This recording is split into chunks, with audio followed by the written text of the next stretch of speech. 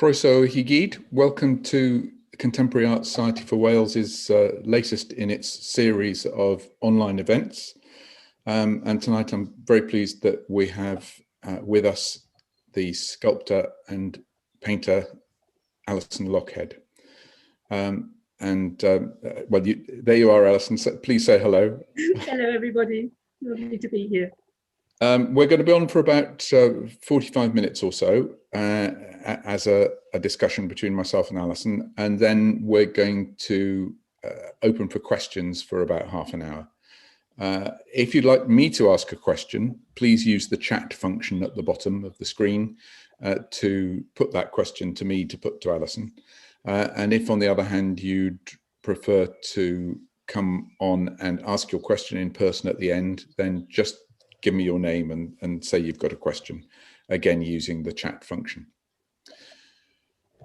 I'm going to introduce Alison not just by talking, but more importantly by showing some examples of her work. So let me get to the right place.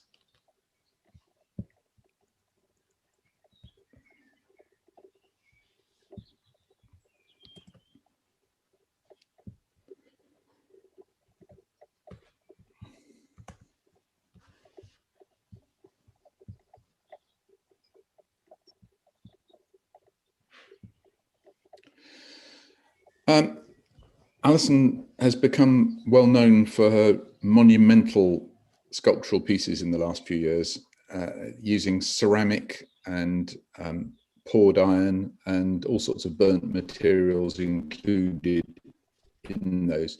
She's had installations at Gloucester Cathedral, which you see in this picture, at Monmouth, the Volcano Theatre in Swansea, and a number of other places. And I think in each case, her work has created quite a remarkable impact. It's huge in size, it's extraordinary to look at, and it deals with some very significant and interesting themes. I think Alison's amongst the most socially engaged of artists working in Wales, and this comes particularly out of her parallel career in social development, which has given her a number of issues that she tackles through her art, and we'll talk about that as we go on.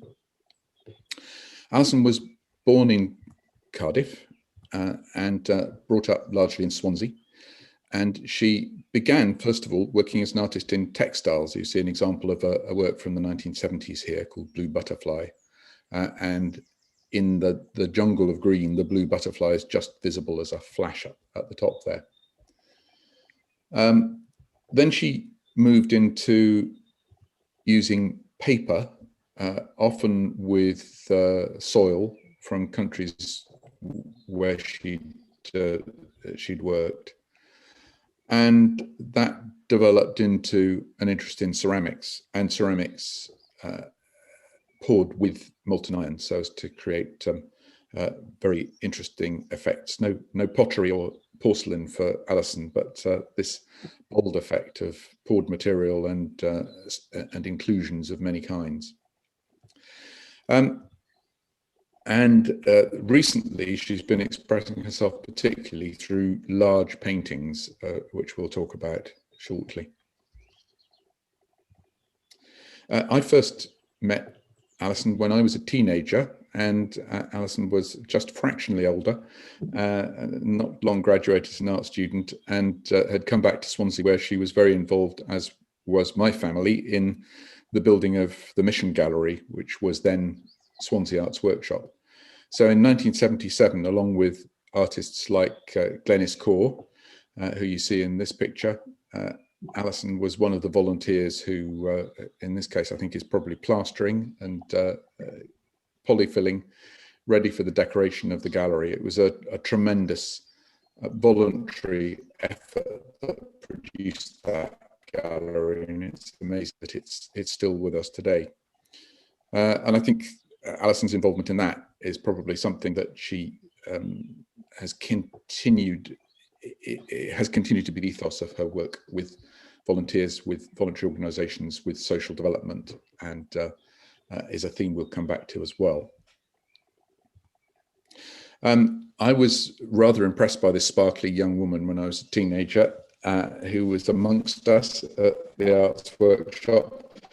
And I was also impressed that I'd been studying her grandfather at school, Ramsay MacDonald, the Prime Minister in the Labour government of 1924, and then in the National government of 1930 to 1935. And sometime MP for Aberavon, which I guess is why Evan Walters came to paint his portrait here in Wales. And 15 years ago, Alison and I realised that we were living quite close to each other once again, because here I was outside Aberystwyth, and Alison was not very far from Tregaron, up in the hills at a farm called Corgam, which she and her partner Tim run together. And it's a landscape that she's filled with sculptural objects. So Alison, as I say, welcome, and thank you very much for joining us this evening. Your work always strikes me as amazingly energetic and powerful in texture. And I suppose my first question is whether this kind of boldness of scale and texture and materials comes naturally to you. I think it does. I remember as long ago as I can, starting with my work, that I could never not work large. So, example, if I was doing a life drawing, you know, unless I had a whole wall of paper, I'd only ever fit the shoulder in.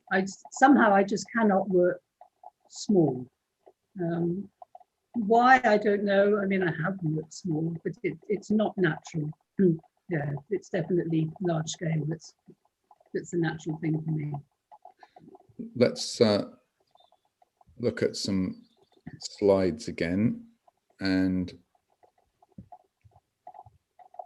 here you are working not only on a large scale, but with this amazing sort of technical difficulty and physical danger in your work. Not many artists decide they're going to set up their own cupola furnace and melt iron at, what is it, 1300 degrees centigrade, and then pour it. Here's one of your iron pours at Corgam in 2016, working with a number of other artists and people interested in iron founding. What draws you to all this sort of physical danger and energy? I think it's much more about the materials, because well, actually, in college, I did train in ceramics. I mean, that was my thing, and then moved on to, as you say, the weaving. But I just love fire and the effects that fire have on materials. So I've always used burning one way or another in my work, whether it's burning paper or things. So yeah, so going back to the kiln and just the spontaneity that it gives me in the work that I do, and the unpredictability, which I think maybe we'll talk about later. But and I wanted specifically, so I was doing a lot of metal in the kiln, but I wanted specific areas of the body to be, I was working on the body then, to be iron. And it had to be iron because it comes from the land directly, it's not a mix. So there's quite a few people, and Carmarthen Art College particularly, which were fantastic. They still and do have a foundry. So I would join in their pine pours, and then we would do a group of us, Sculpture Cymru, would do iron pours together. And a great friend of mine, Matthew Tomlin, was a great support. And I actually took over his cupola in 2016 when you saw that. But I just love fire. Yeah. And tell us about what's happening in this picture. Oh, well, this is a piece I'm actually working on at this moment. So it will be a big boat. It's like, I don't know, 5 foot by 4 foot or something. Why, I ask myself. But I'm actually, so this is just a section of it. And I'm just burning, actually I'm burning the wood that it's actually part, you know, it's sitting on, like its stand. But by doing that, it then burns all sorts of other things within the piece in a very unpredicted way. But I am just burning the wood here. Yeah. So this material that you're burning, what does it consist of? Oh, that's all been through the kiln. So it's things like clinker from an Aga. So this great friend of mine, she always brings all her clinker from her Aga to me. So that, I think, is giving this wonderful copper flame. But mainly it's ceramic that's gone into the kiln, plus bits of cast iron that I throw into the kiln as well. And that changes completely. It doesn't look like cast iron anymore. So it's a whole mix of stuff that, over years I collect, and then I just bung it all in and fire it. Yeah, and it's the debris of war. Yeah. The debris of war. We'll come to the themes again in a moment. This is a kiln that I saw at your house a few years ago. Are you still using this one? Absolutely. It needs a lot of tender loving care at the moment, but this is absolutely what I still use, and it's like 8 foot long. And I got this, I sort of made this to my own requirements, really. So, and that's a gas, so I can just blast. I wouldn't say blast the hell out of it, really. Yeah, it's great. It looks like Count Dracula could live in it. Well, there could, it could be other uses. Yeah. I actually just fired it yesterday. Yeah. And that you lift the lid off with a pulley, do you? Chain hoists. Yeah, and then the front comes down. And then I fill it up, and there you go. Ah, right. So you can pull out these very heavy objects that are inside. Yeah. Yes. Yeah. And this is one of your workshops. So tell us how this piece comes together. Okay. Well, the workshop. I mean, I'm so lucky living here. Was I built for the foundry, so that's meant to be my foundry workshop, but perfect for big sculptures. So this particular piece it's in the process of being made, that's 8 foot high, and it's about the bombing of the library in Aleppo, so it's full of burnt books and things. But I would have to, it would come out the kiln, so it's in 3 sections, 3 sides, come out in the kiln in basically one piece, but then I'd have to do things to it to make it completely whole. So I'm just fiddling there. Yeah. Going back to textiles and the 1970s, what attracts you about different materials and makes you move between them? Yeah, well, I really, the textiles that I was doing, well, then in the 70s, they were all about landscape. So my work then was just about landscape. So I'd use materials that reflected the textures and things in the landscape. So this was from Sicily. So this was very dry cotton. So just very dry material, but then there'd be spiky sisals and things like that, which were like the more spiky plants that were there. So I do choose materials that reflect what I'm trying to say. It's and it's really, really important to me, and always has been. So each weaving, I'll choose for these, whether it's silk or cotton or sisals or yak hair or whatever it happens to be, that has the texture and the feel and the light absorbency of the landscape that I was trying to evoke. And that continues today, but in different ways. And then you shifted from textile into work like this. Can you tell us how this came about and what materials this uses? Yeah, well, I suppose that the shift was because it was the weaving was before, because I went and studied for a year in Poland in 75, which was fantastic. We had fantastic weavings at that time, big fiber art. And then I went to Oman for a couple of years, which we will talk about, I know. And when I came back, weaving was not, and I still kept working on the landscape at that time. Weaving was no good because it was far, Oman was just, it didn't lend itself to any soft material whatsoever. So I made paper out of the materials that I used to weave in, but it would then be really crunchy and all sorts of things.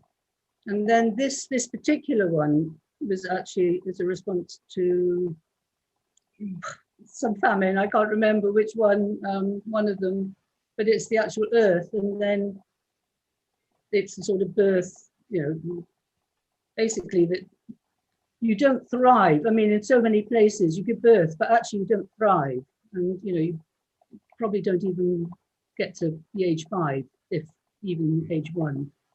But within each of those square, the triangles, they're sitting on Ugandan bark cloth, which is what you wrap the bodies of the dead in Uganda. And I'd been living in Uganda just before this. So there, you know, it's that sort of material that's important. So, yeah. And then the shift into ceramics. Your work in ceramics have started off using the clay itself rather more than the inclusions that you've moved into. So these are 20 years old now, nearly. If not more, actually. Yeah. I started almost on a practical level of starting with ceramic. I had nowhere to store all these paper pieces. I mean, what do you do with them? You know, I couldn't put them outside. And it was just when I moved here to Wales, I just decided to, well, it's also linked to my mum died and the cremation and all sorts of things. And so then I built that kiln. And so it's really that I could work on things that I could put outside. And just love the process. But also I had got myself really, really stuck. I was trying to work from my head and not my heart, so to speak, being too intellectual with what I was trying to do. And it really, really didn't work. You know, I really did get stuck for a good year.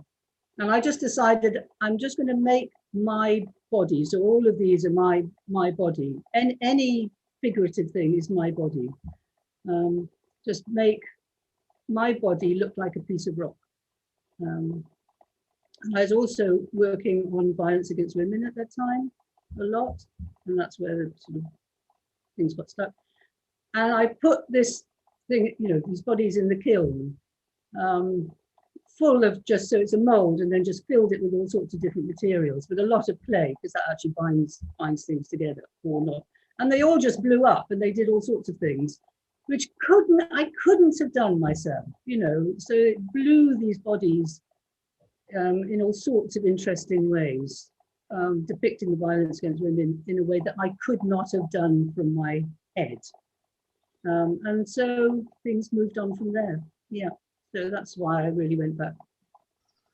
The wreck with its ribs in the sand. So, you know, under the sea and what's happened as a result of, you know, a disaster or whatever. But also I wanted to move on from the body, and the body I'd done a lot with ribs and the backbone, the sort of the strength of a backbone, but it's our utter weakness as well. Because I'm sure most of us, you know, have bad backs at some time or another, but the ribs sort of hold us. So it was just natural for me to go into a boat. Culture colony of the installation, Layered Memories of Conflict, while it was at Mama Machanthleth.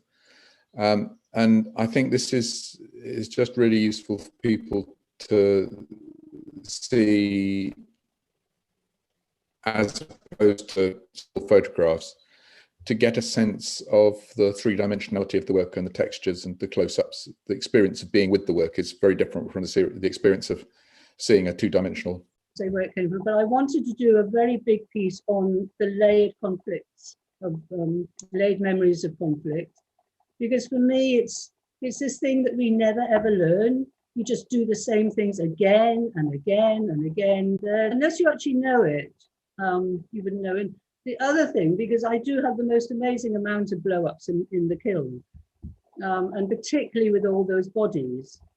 And there's a lot of those in here that you wouldn't know, but I know they're bits of body.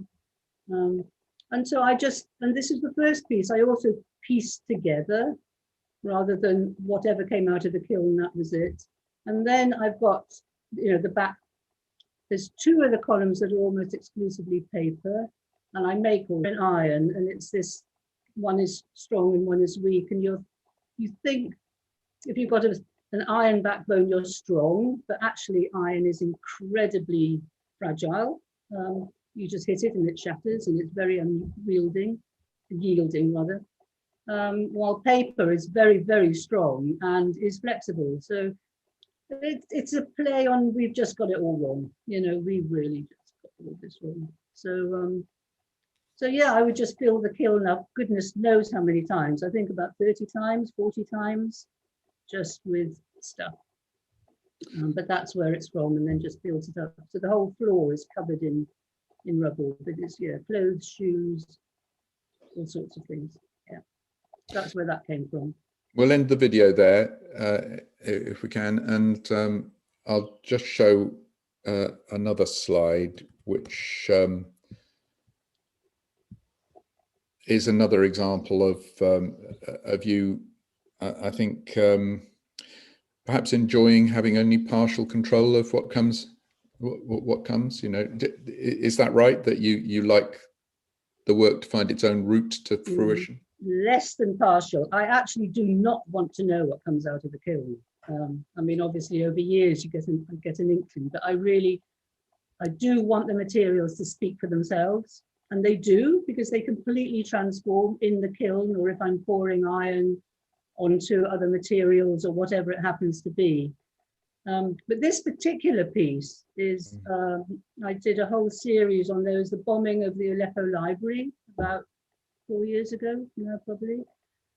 And there was somebody talking about it on the radio from Aleppo, and just saying that it rained ash from the bombed library for 3 days. So just that image, I couldn't get it out of my head. So I actually burnt, which, goodness, it's one of the hardest things to do, to burn books, in terms of just, you can't burn a book. So I burnt a whole lot of bookcases with books on, and that became an installation. And I had this wonderful person up the road just here, Dylan. He filmed it as it was doing and collapsing. And then I'm using that film against another piece of work, which actually I was working on just before lockdown happened. So that's come to a standstill for the moment. But yeah, so it's never knowing what's going to happen. And actually this one, I tried to stop it.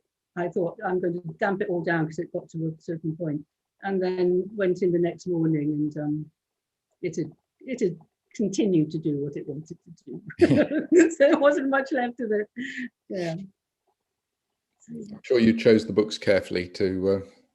Well, I did actually. They were all ones that I'd done with iron. I poured iron onto books within a mold. So they were all my.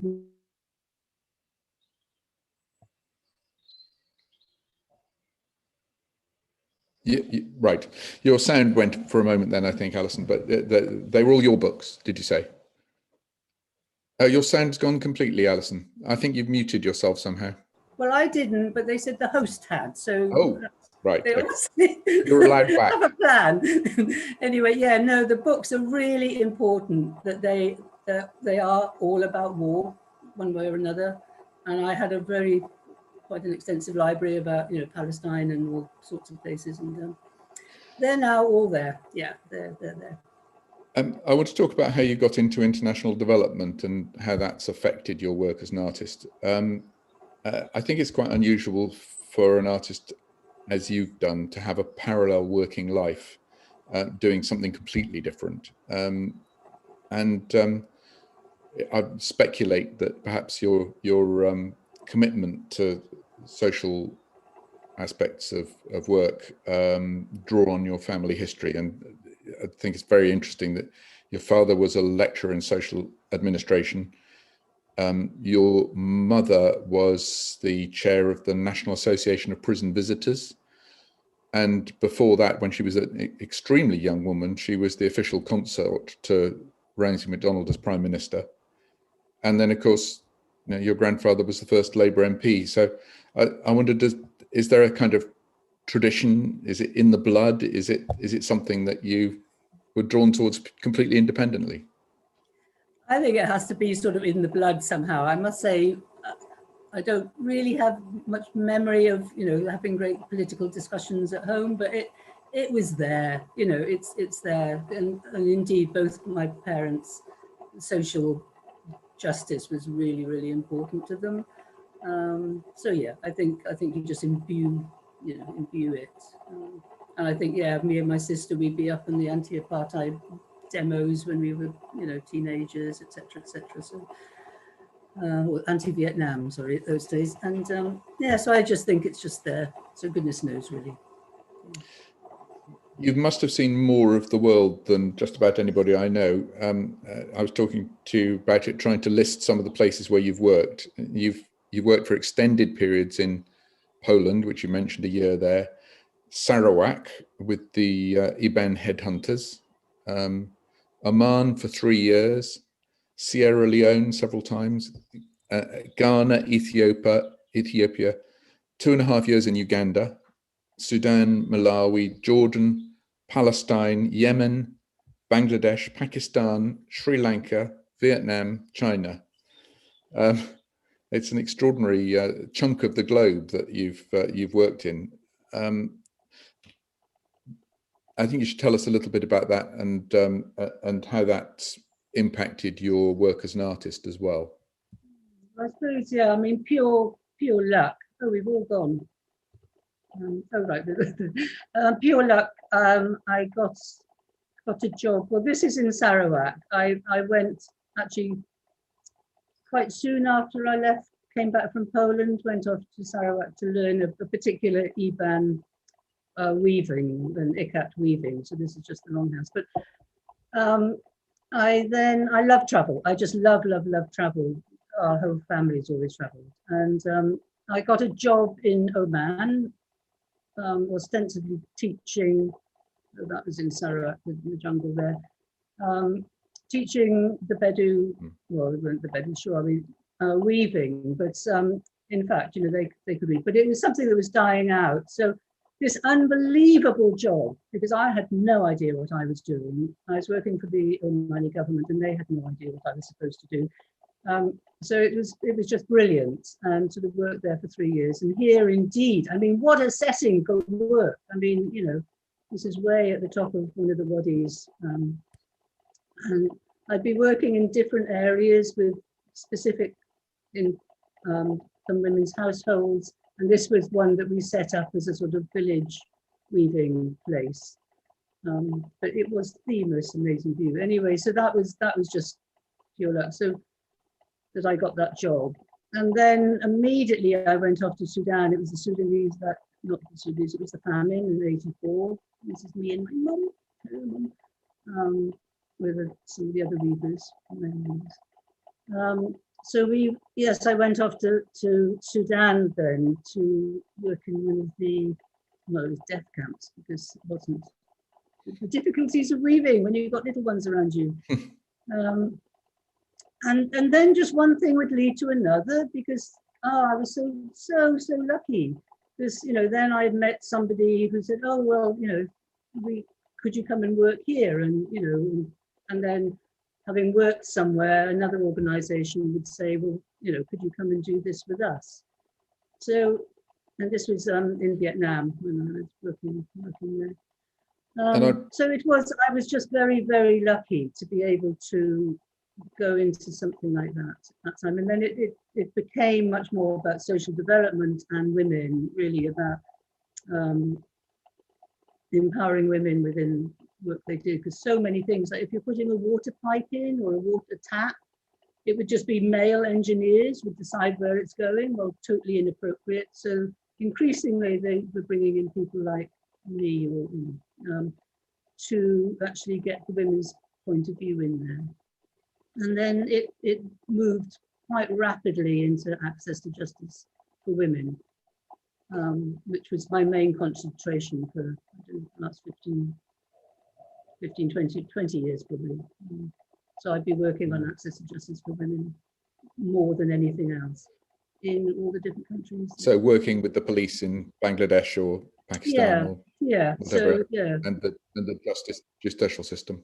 Yeah, and really very much about the informal justice settings, because that's where most women would not get justice. So it was actually bringing the link often between the informal sectors, like the village heads of the village and the police, and getting women to actually talk with the police and the other way around, which just doesn't happen, you know. So I would sort of be a conduit, you know, between those. So it was just a fantastic time. Yeah, I was very, very lucky. But because of that, there was some unbelievably horrific stuff, and it was often in post-conflict areas. So like in Sri Lanka, it was, you know, looking at child protection stuff up in the north, which was just absolute hell. It was when the war was still going on. And I would come back and that would go into my work. That was my way of doing that. You know. So this is hilarious. So your work became a way of releasing yourself after this sort of deep involvement in other places. Yeah, and trying to tell the story, you know. I sense your work is never purely about form or indeed materials or about observation. It's always got a bigger theme. Is that something that you need to be at the root of what you're trying to do? Yes, it certainly doesn't.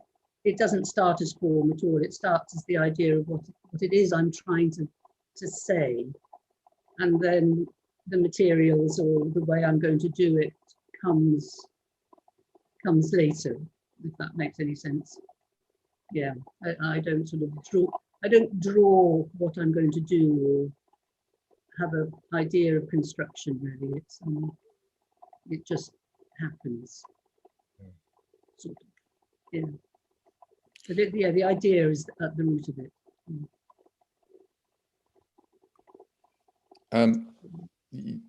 The shared experience of womanhood strikes me as redolent in some of those slides that we've just seen, and then war, destruction, and civilian casualties are a huge theme. You've talked a little bit about that already, but this is quite a small piece, isn't it? Tell us how this one came about. This was actually, it's small simply because it is a shoe, but it was part of a big installation that I did about abandoned shoes, and it's about refugees. And it's that thing that, what do you think when you see an abandoned shoe? What's it here? How is it there? What story has it got to tell? Who's been wearing it? Where is that person now? So I did a whole series, and these particular ones, I've done a whole load of different ones. I did about 40, I think, that were shoes that I put into a mold and then pour iron on, molten iron, and they would all come out.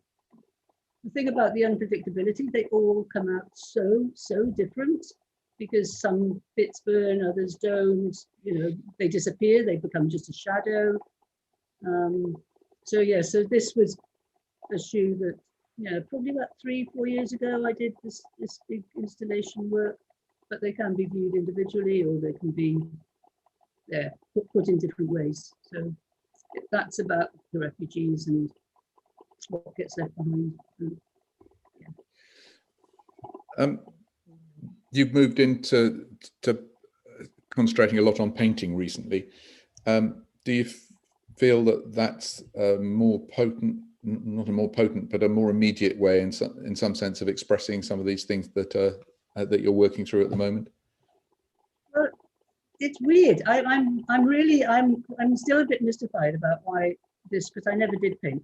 I did used to love colour. I mean, that might not have come, but a lot of my weavings and the my earlier paper pieces were very brightly coloured. So I've always enjoyed colour, but there's a particular hope that maybe somebody else will see them. So it's a tricky one. So no, it's not for an audience as such. I haven't got an audience in mind. But I would like lots of people to see them.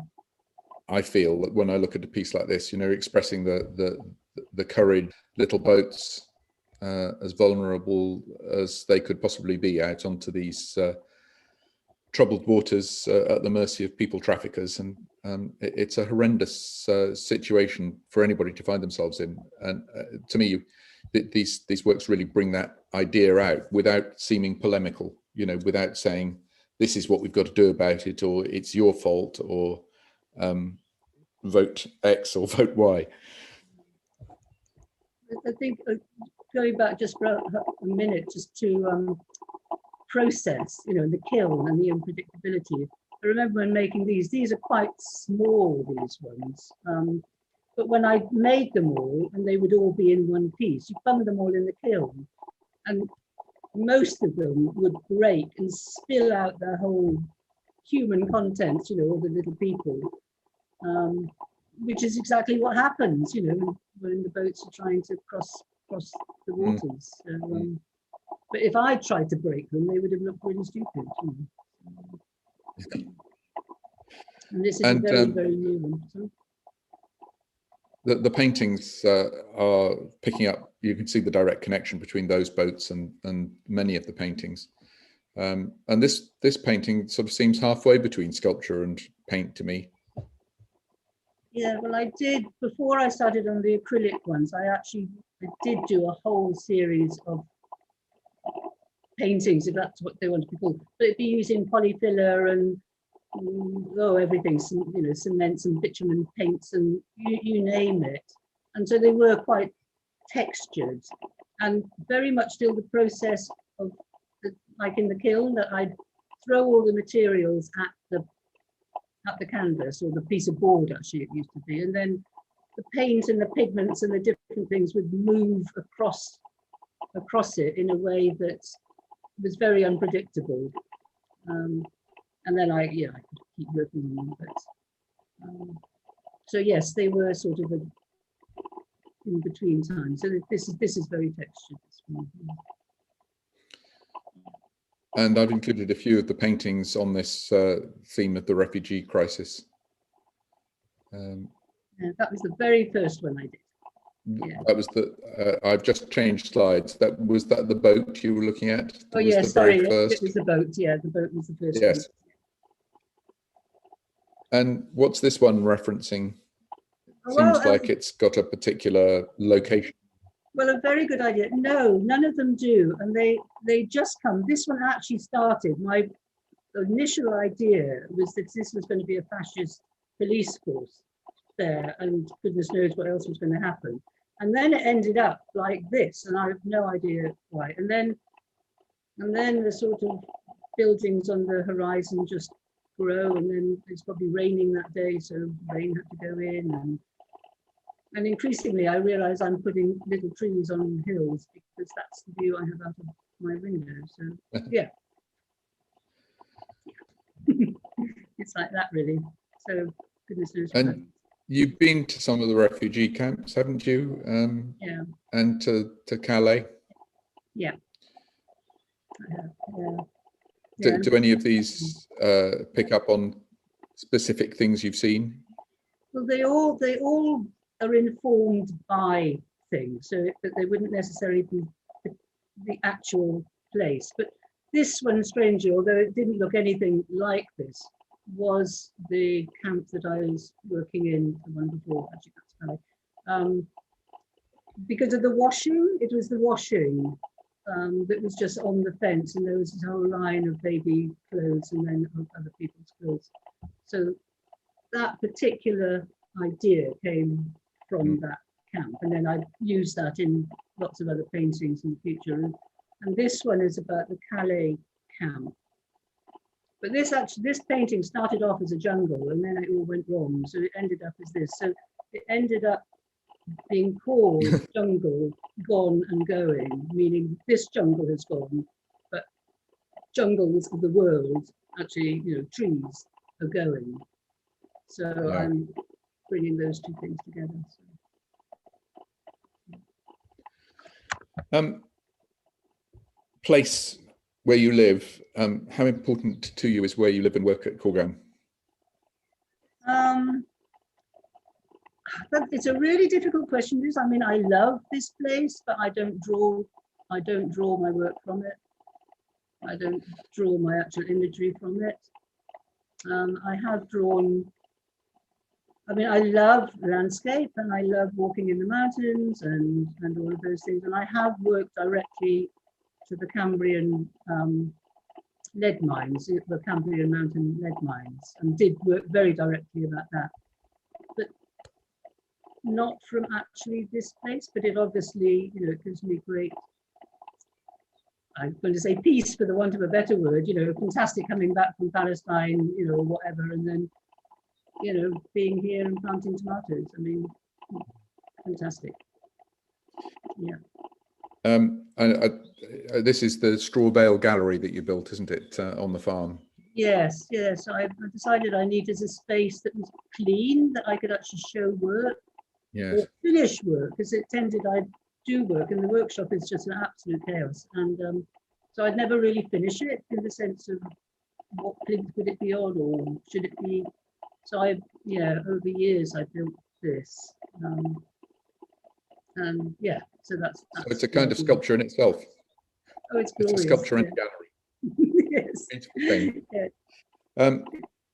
I think it's interesting that even when you are back in the landscape of the Cambrian Mountains, you're finding the themes of the miners and the materials and the tough life of working 12-hour shifts on those hills underground and coming out in the winter. It must have been one of the toughest lives.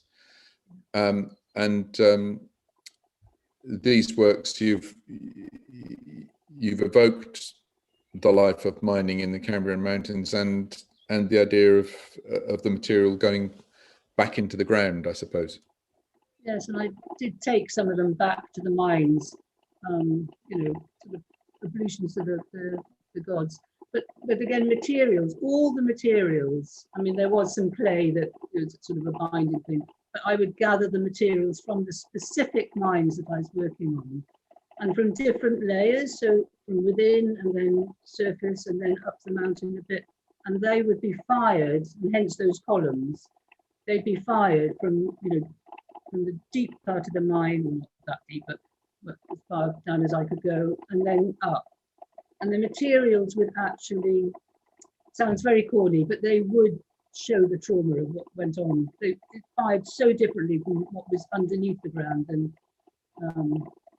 that had been mined that hadn't. So yeah, so the materials were from the mines themselves.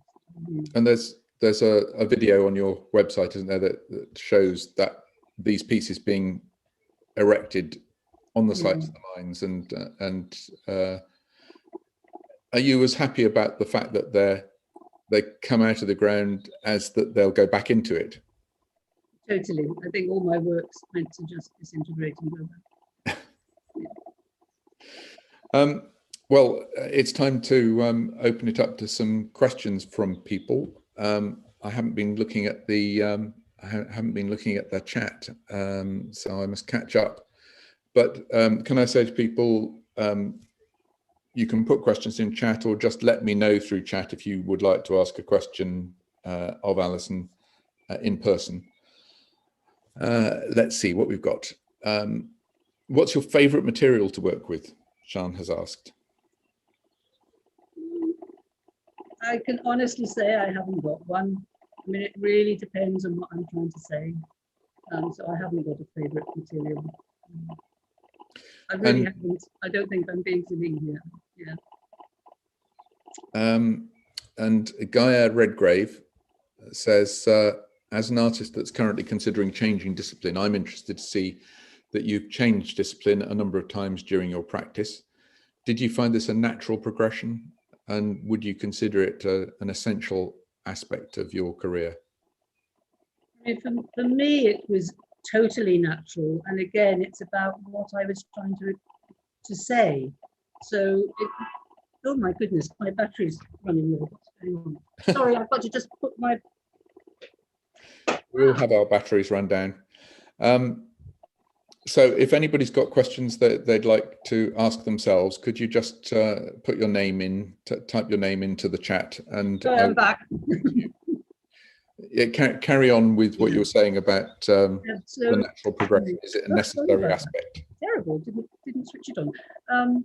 So yeah, so it's very, for me, it was totally natural. So it wasn't me making a decision, I'm going to change my technique or materials. It was really whatever ideas that I was working on, the material then would be suggested, and the process that was needed to express that idea. So, you know, goodness knows this time next year, what will I be working with? I have no idea, you know.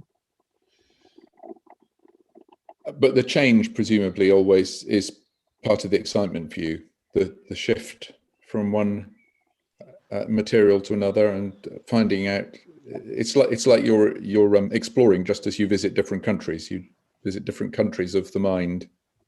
Yeah, possibly. And I'm learning, like, you know, I have never done painting before, so it's not like this. I'm just learning so much about paint. It's wonderful. I'm just loving it. Yeah.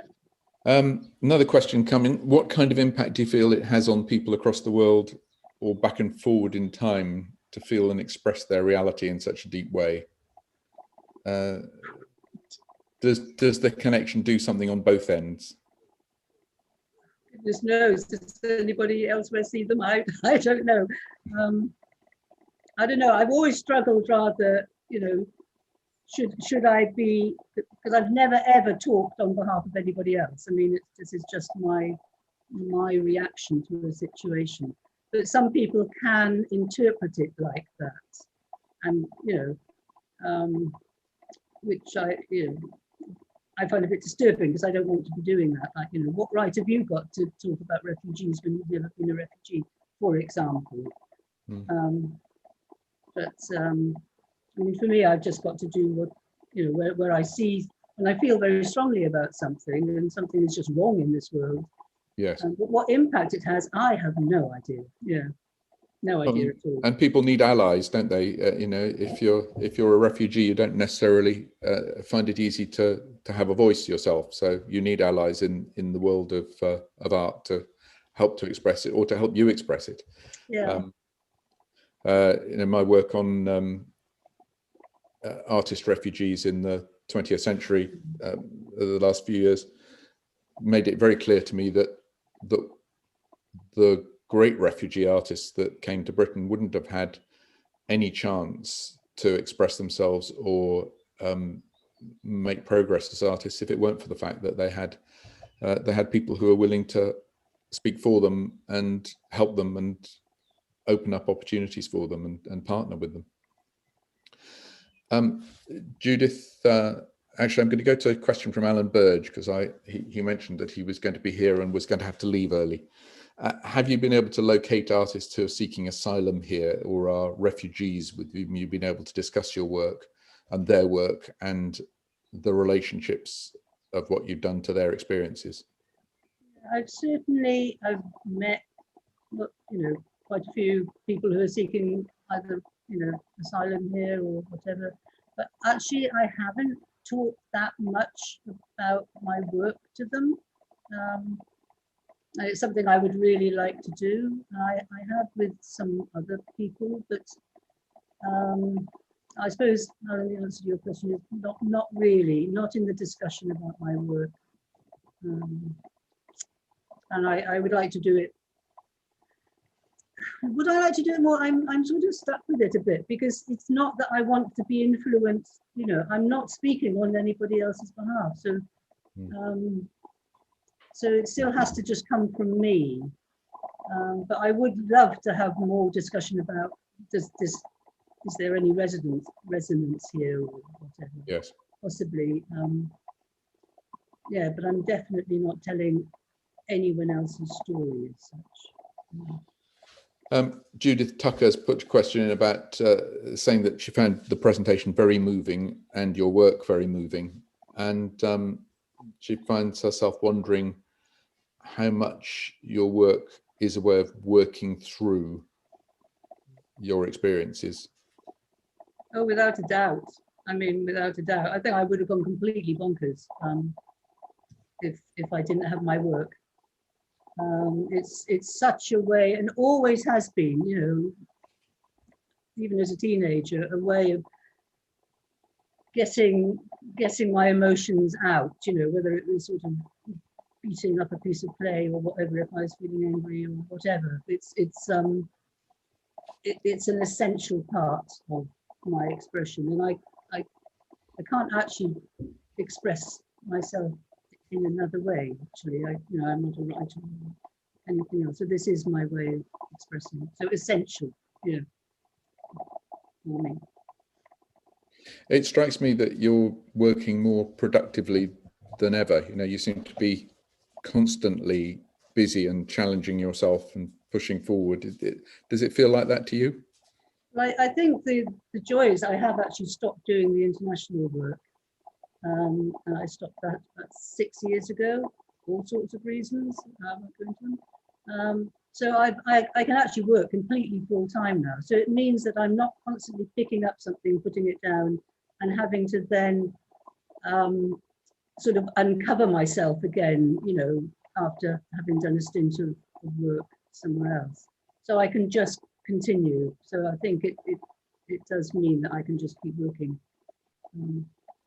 And doing the scale I am.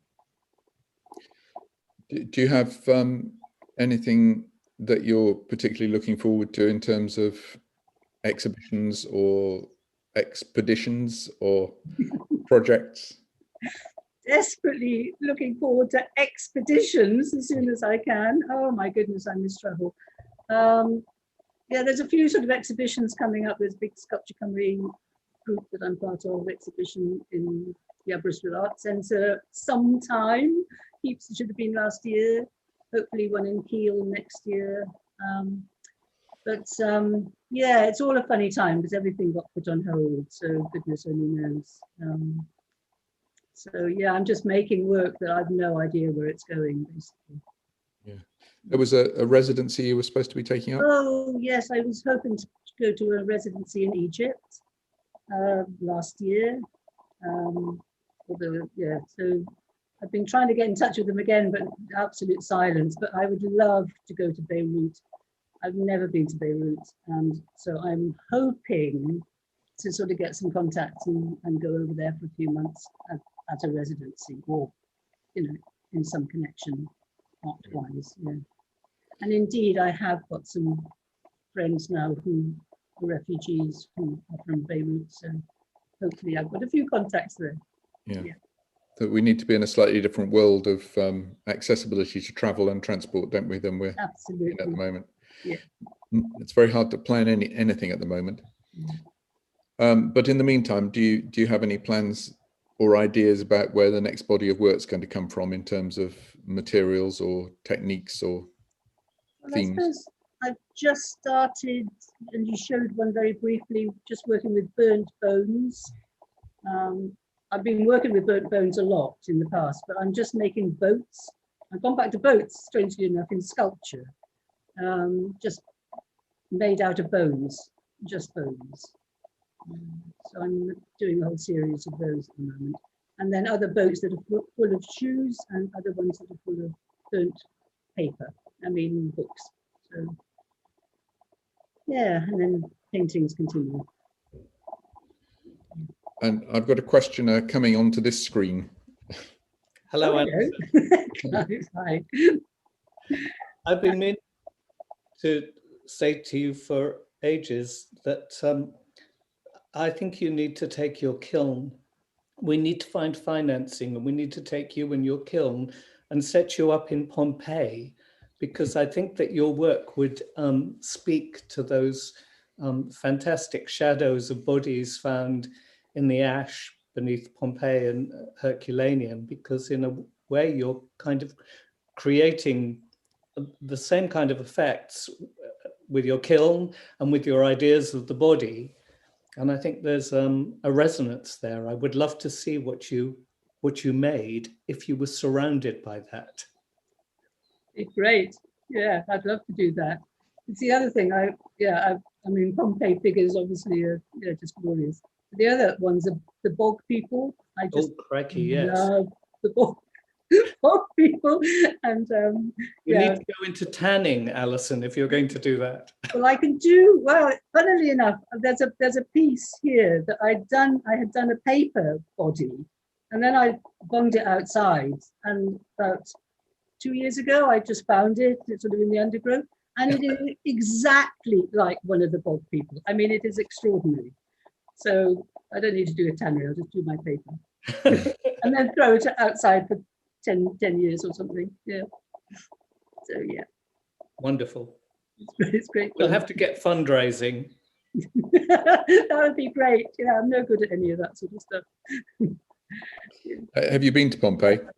No, I never have. No, Yeah, we it's on my list. Yeah. Well, there's something to do. Yes, there's something to do when allowed, when we permitted. can. Yeah. Well, there's another question I haven't spotted. Not a question, no, from Barbara Castle. A very sincere thank you for being so inspiring, in particular the sense of impermanence, the sense of letting materials speak for themselves, and your palpable lack of ego in the face of your extraordinary life and work. I think we could all say hear, hear to that. I'm going to give one last chance for anybody to ask a question. So if anybody would like to come in on video, just let me know and you can come and ask your question. There's here all the way from Tim Strang in a room close to you, I imagine. Yes, yeah. Across the yard, there's a small contingent. And another here from Marianne Constantine, who's only a few miles away from you. Yeah. Peter, it's Roland. Yeah, I'm going to use my power as host to ask a question, if I may. Well, I'm going to start by apologising for a right digit that muted you for a few seconds there. I was trying to admit somebody, Ali, and unfortunately, as I did it, it slipped into you with Ethan. I am really intrigued by your reference when you were doing the paintings, that they start as being X and they end up being Y. And I'm wondering sort of what sort of preliminary stages you go through that you even think you're going to start at X. You know, I mean, you hear of artists who sort of do, you know, drawing after drawing and they've got photographs and all the rest of it. And I think to myself, how on earth do you move so dramatically from one idea to another? I'm not sure I have the answer, but I mean, there's two different, well, one of the processes I use, because I don't know really what I'm starting with. I have an idea, like, you know, I want to do a bombed out building or something, but how I'm going to do that building, goodness only knows, you know. But while I'm working, I'll usually be working on two canvases at the same time, sort of, and I always put far too much paint on my yogurt pot or whatever it is I'm using. So I have another canvas that I dump paint on that I've got too much of. So it ends up that dump piece becomes the beginning of another piece, and it begins to suggest ideas to me. And then I go from there. But I will have a specific idea, like I've done a whole load on the slave pits off an island in Sierra Leone, for example. I knew I wanted to do those slave pits somehow. But of course, the slave pits are all under the jungle and you can't actually see them. So then what do you do? And then, so yeah, as I put paint down, different things happen. And I'll just be walking out the workshop and I look back and think, oh, hang on a minute, you know, there should be something else there. And then it goes, but I don't know, to be honest. what's Well, it's a very happening? honest answer. I'll take it. Yeah, but It's very, very intriguing. Yeah. I think the artists who know all the answers to everything before they start are highly suspect. Making art is a process of isn't it? And it's a process of discovery, just as much as writing a book would be, or researching a subject. There are some more comments coming in from people, which I'd like to pass on to you. More here's from Charlotte Heath, from Mali E, from Gaia Redgrave, from Ishbel Lochhead, who says, "So proud of my amazing sister."